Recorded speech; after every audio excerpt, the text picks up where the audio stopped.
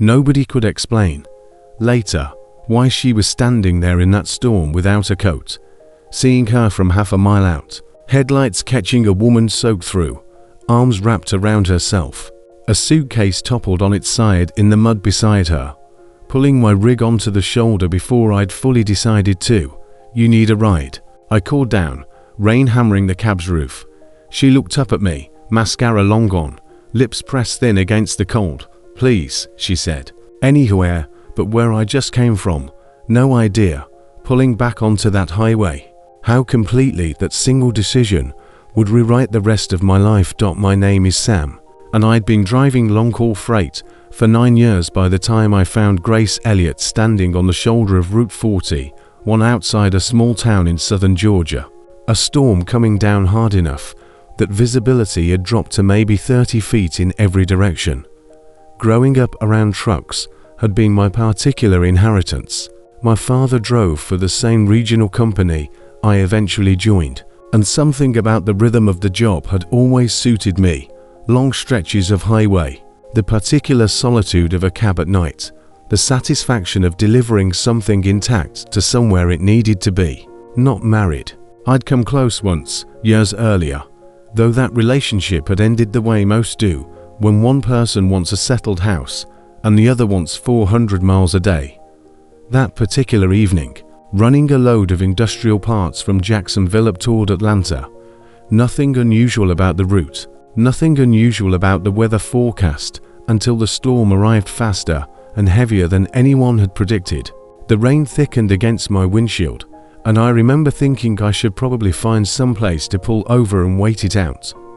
That's when I saw her, standing near the shoulder's edge, close enough to the road that for one bad second I thought she might step into traffic, though I understood almost immediately she wasn't moving at all, just standing there, a suitcase on its side beside her, mud already climbing up one corner of it, easing the rig onto the shoulder, hazards flashing through sheets of rain.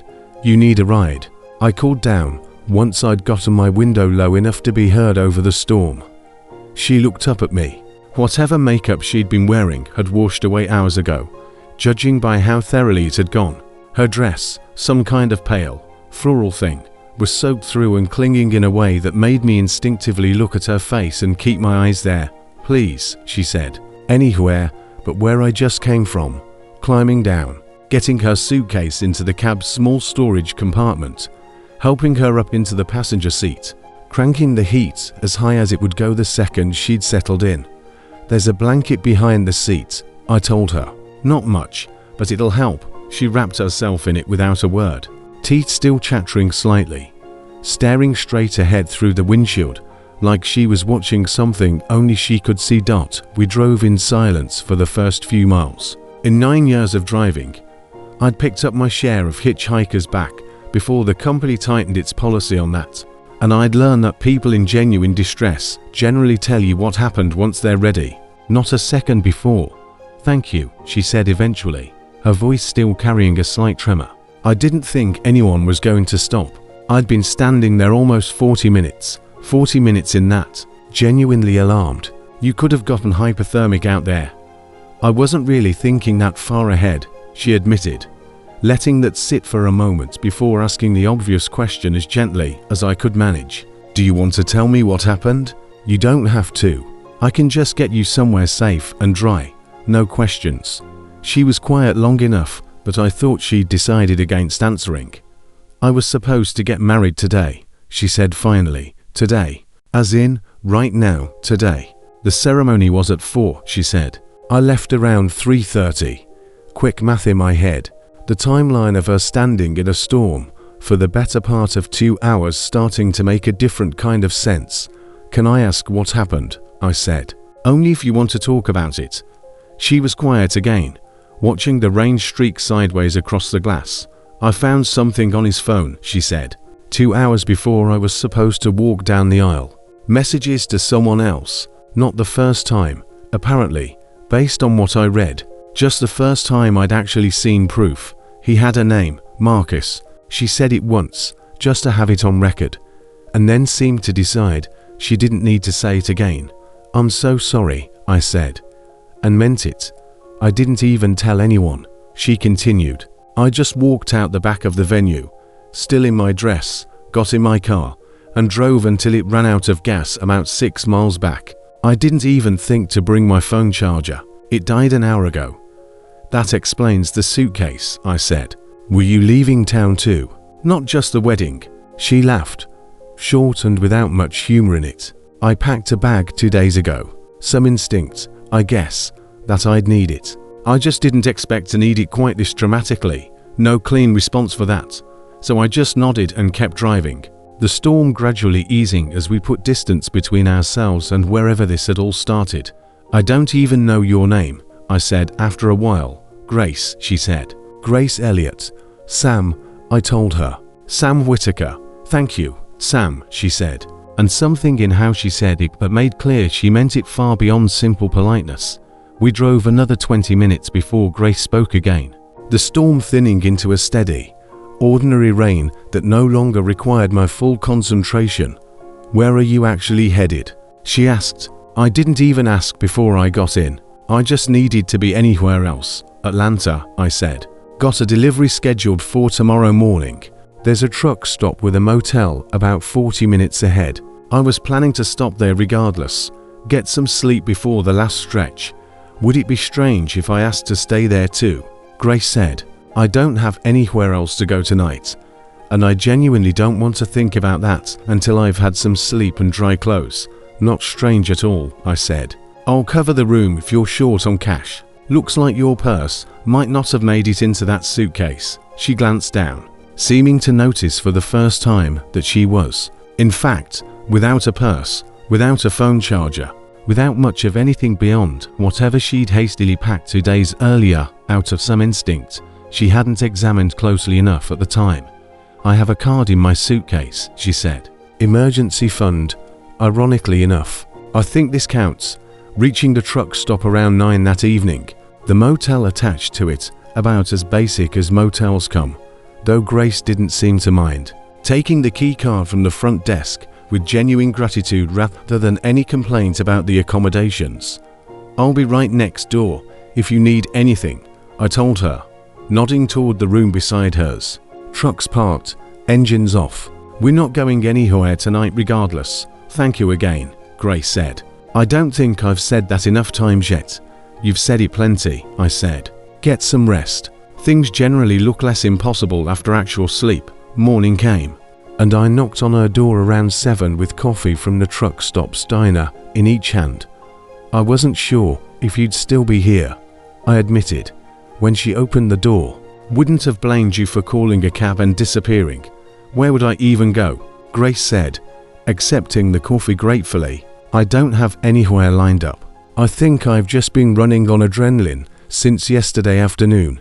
In the diner, Grace was considerably more composed than the soaked, shivering woman from the night before, though something in her expression still carried the particular exhaustion of someone whose entire life had rearranged itself within the span of a single afternoon.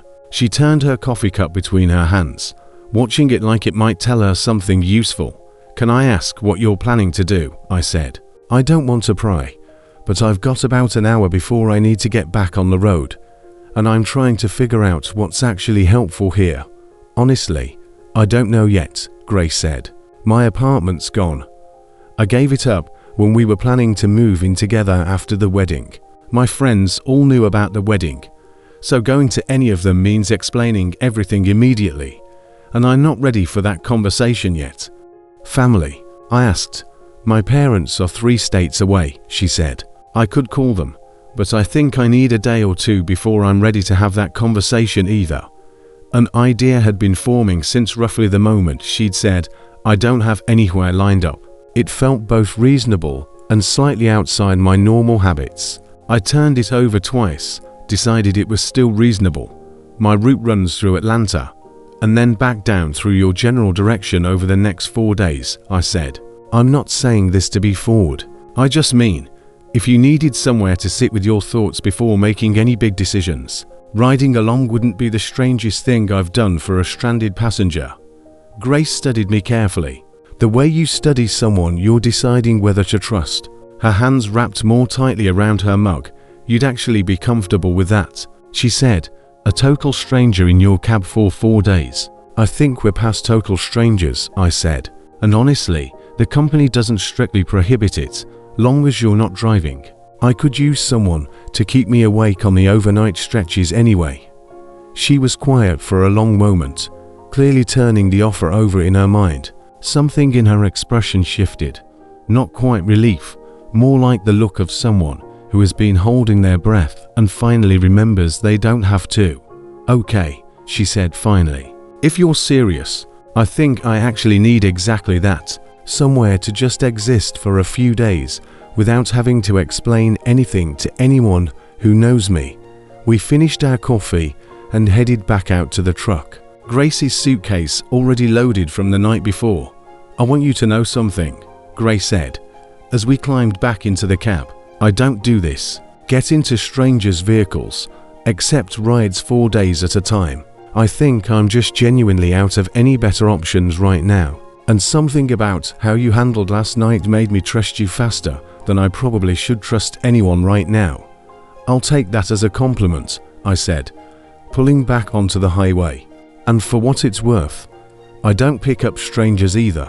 9 years driving, you're the first full day on the road together passed in a rhythm the of us had specifically planned, but that settled into something comfortable faster than I expected." Grace talked when she wanted to talk, stayed quiet when the silence felt more useful, and somewhere around hour 6, she started actually laughing at my terrible trucking stories instead of just politely tolerating them. "You genuinely hit a deer with a load of mattresses," she said, halfway through the afternoon, disbelief and amusement fighting for control of her expression. "Softest impact of my entire career," I said. "Deer was fine, ran off. Mattresses took the hit like they were designed for it." She laughed properly then, the first time I'd heard it, and something about the sound made me want to keep finding ways to hear it again. We stopped for dinner outside Macon, a diner Grace picked because the sign promised the best peach pie in the county, a claim she seemed determined to personally verify.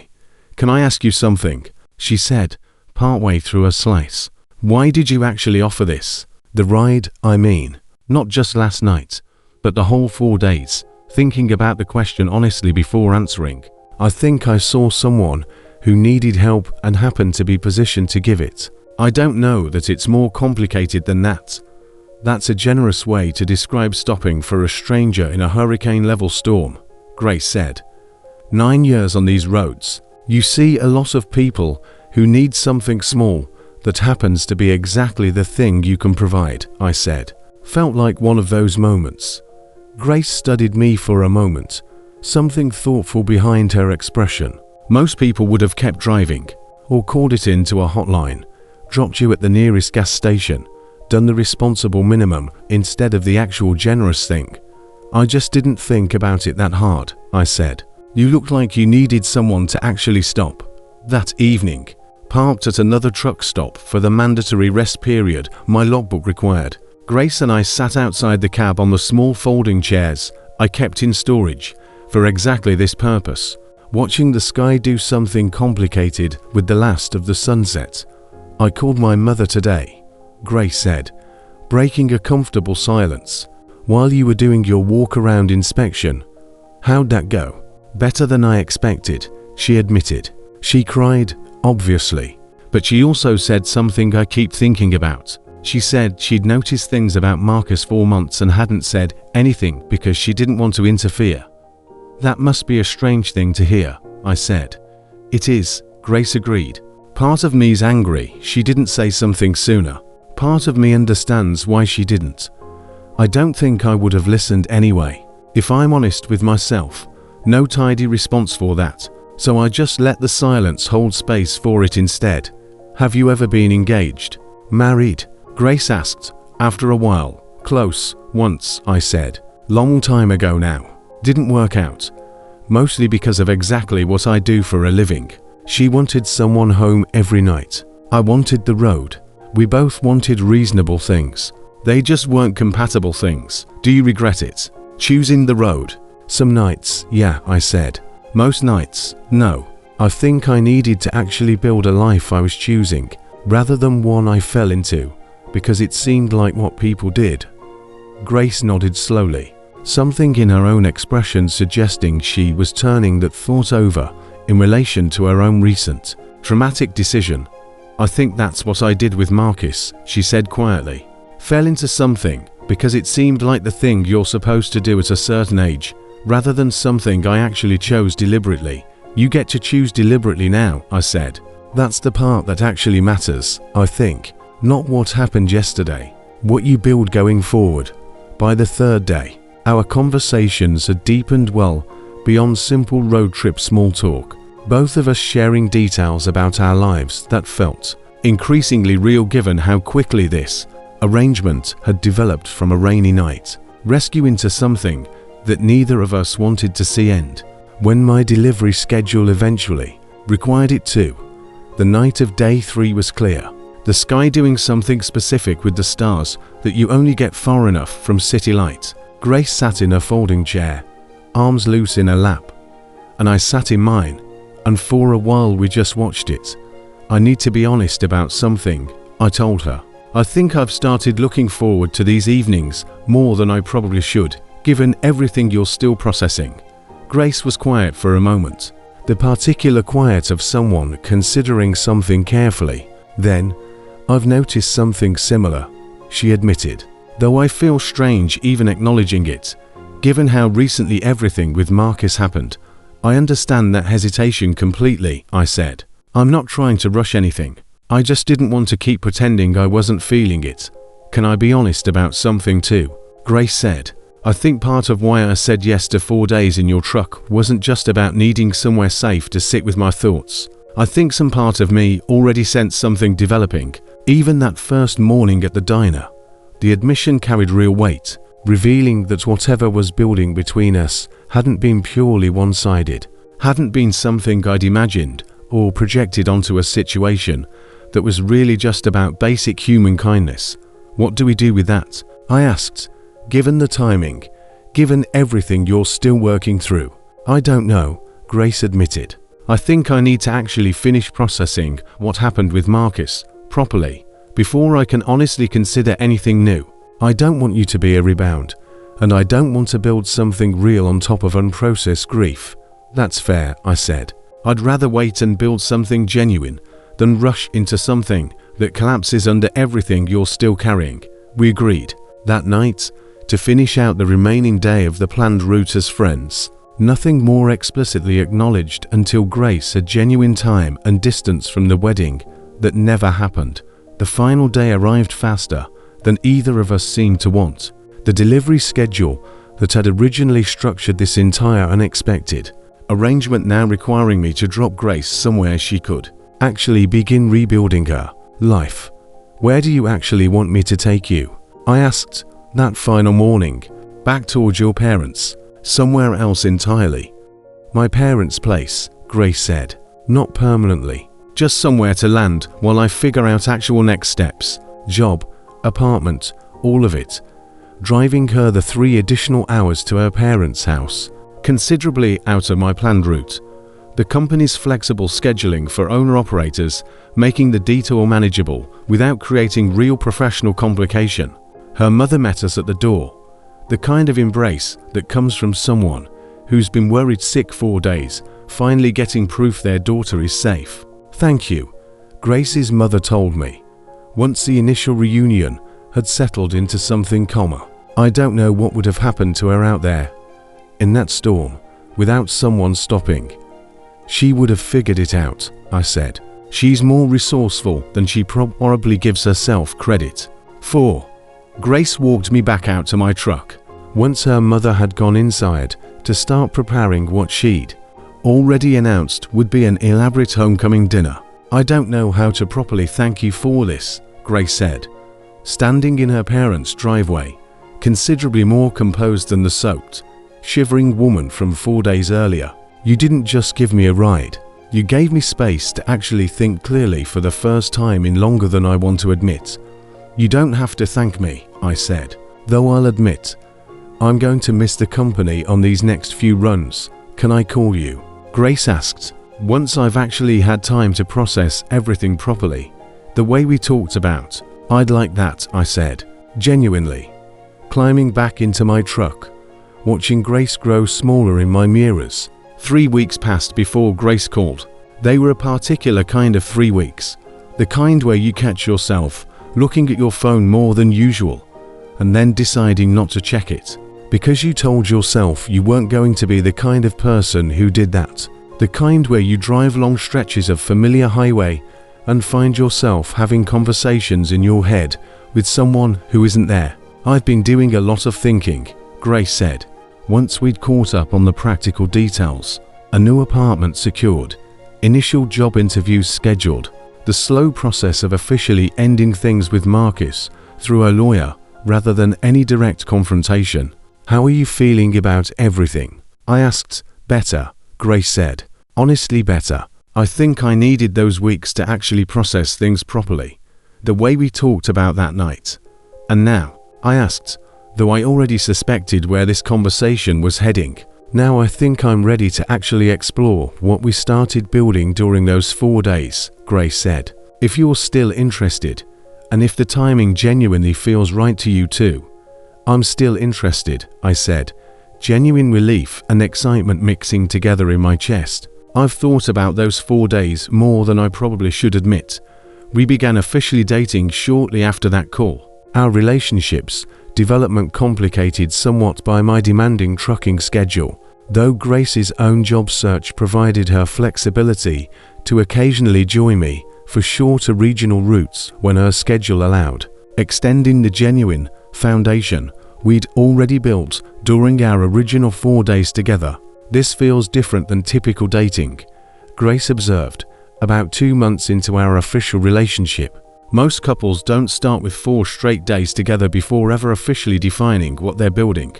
I think that gave us a real advantage, I said. We already know each other's actual habits, how we handle stress, what conversation feels like across an entire range of moods and circumstances. Grace's parents, once they'd properly processed the unusual circumstances of how we'd met, gradually warmed toward our developing relationship. Her father was the harder one to read. He was a quiet man, the kind who said things once and meant them.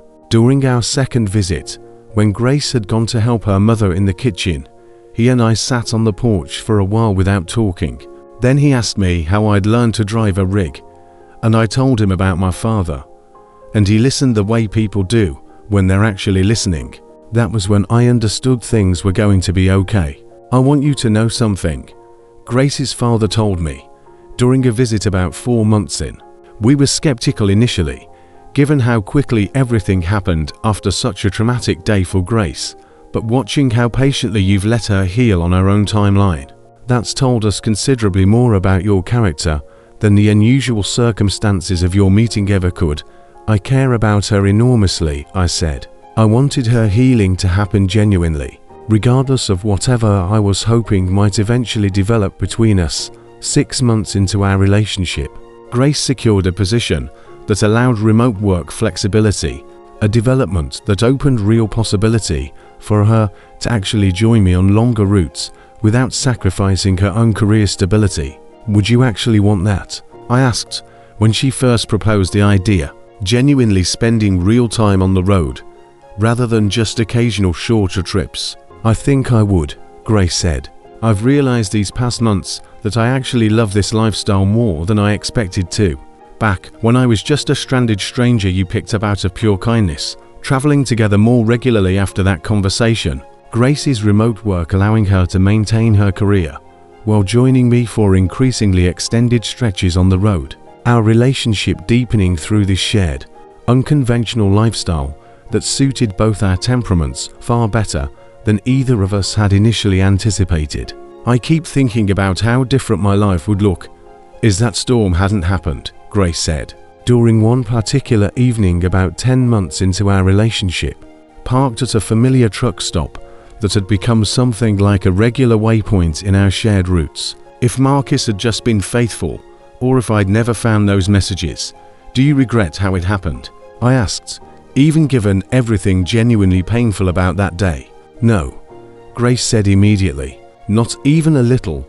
1 year after that original storm, nearly to the exact date, genuine certainty had replaced whatever earlier hesitation either of us had carried about building something permanent given our relationship's unusual origin. I'd been thinking about something important, I told Grace, during that anniversary evening, about formalizing our commitment permanently, given everything we've built together since that storm. Grace's eyes carried immediate understanding. Are you thinking about marriage? I am, I admitted, though I want to be certain you're genuinely ready, given everything about how our relationship actually began. I think I've never been more certain of anything, Grace said.